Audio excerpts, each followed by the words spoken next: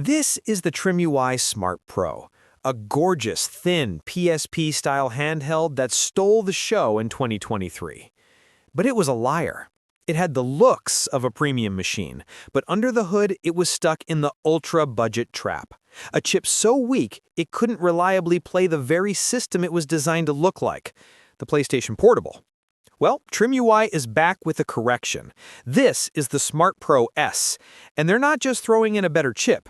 They are making a massive do-or-die strategic pivot. They're moving out of the budget segment and directly into the most competitive battleground in retro gaming, the $90 to $120 mid-range. And to make that jump, they had to break the fundamental architecture of the device. Because for the first time in this tier, the Smart Pro S has a built-in cooling fan.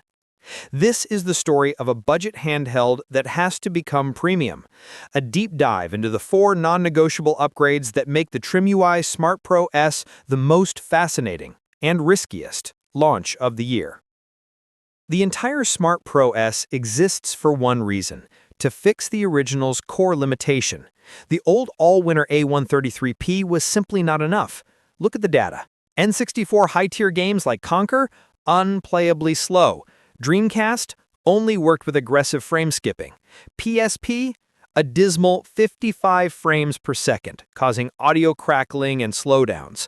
That is why the first pillar is the enhanced processor. The community consensus is clear. To get that smoother gameplay for consistent 1x PSP and near-perfect Dreamcast, they need at least the Rockchip RK3566. This is the new minimum viable chipset. And here's where things get interesting. To push a chip like the RK3566 to its absolute limit, maybe even overclocking it past 2.0 GHz for better PSP results, you generate a lot of heat. And that brings us to the most defining feature, the built-in cooling fan. This is not a gimmick. This is engineering proof. The old chip was passively cooled. It just used a pad to spread the heat. The fact that TrimUI is adding an expensive, complex architectural change like a fan tells us 2 things. 1, the new chip's thermal design power is significantly higher.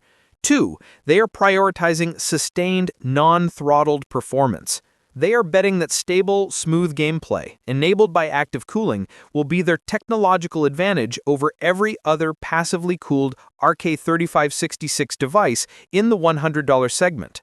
This fan is a direct consequence of the performance mandate. The third pillar is better compatibility, and it hides the biggest secret. The Smart Pro S is optimized for both Android-based apps and a wide range of classic emulators. This is huge. The original Smart Pro was a pure, simple Linux machine. Linux is fast, but the best emulators are on Android, specifically the official, highly optimized PPSSPP emulator. The move to Android apps is a direct strategic play to guarantee that smooth PSP performance. So what does this mean? Possibility A, full Android OS, like a Retroid Pocket. Possibility B, the most likely outcome, a dual boot system, Linux for quick play, Android for those demanding systems like PSP. But this creates a new threat. The original Smart Pro had just 1 GB of RAM.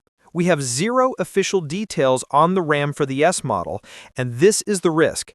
If TrimUI releases the Smart Pro S with Android compatibility but only 1 GB of RAM, the entire device will be bottlenecked. Android itself is a high overhead OS. 1 GB will lead to lag, memory management problems, and a severe technical misstep. To fulfill the promise of Android and compete, 2 GB is an absolute minimum. 4 GB is the community standard. This one unknown specification could turn the Smart Pro S into a game changer or a failure. With its expected MSRP of $90 to $110, the Smart Pro S is going toe-to-toe with giants. Its main rivals are the Retroid Pocket 2S and the Anbernic RG356 family. They all use the same RK3566 level performance. So, how does the Smart Pro S win? It's the screen and the fan. The RP2S has a smaller 3.5-inch screen. The Anbernic devices are 4:3. The Smart Pro S retains the gorgeous 4.96-inch 16:9 screen. It is the perfect format for native PSP content. Add the active cooling, which offers higher and more sustained performance than its passively cooled rivals, and TrimUI has created a niche, the premium performance option for widescreen retro gaming in the $100 segment. The TrimUI Smart Pro S is a bold, necessary correction. It's a high-risk bet on a simple premise. Performance stability matters more than a budget price tag. If TrimUI delivers a clean dual boot, a competitive price under $110, and crucially, at least 2 GB of RAM, this device has the potential to become the preferred choice for all widescreen retro content.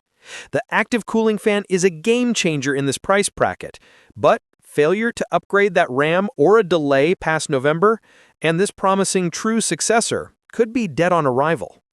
What do you think? Will the active cooling fan be enough to lure you away from the established Retroid Pocket 2S? Let me know in the comments below. We'll be keeping a close eye on those official specs. Subscribe for the full review coming in November. Thanks for watching, and I'll see you in the next video.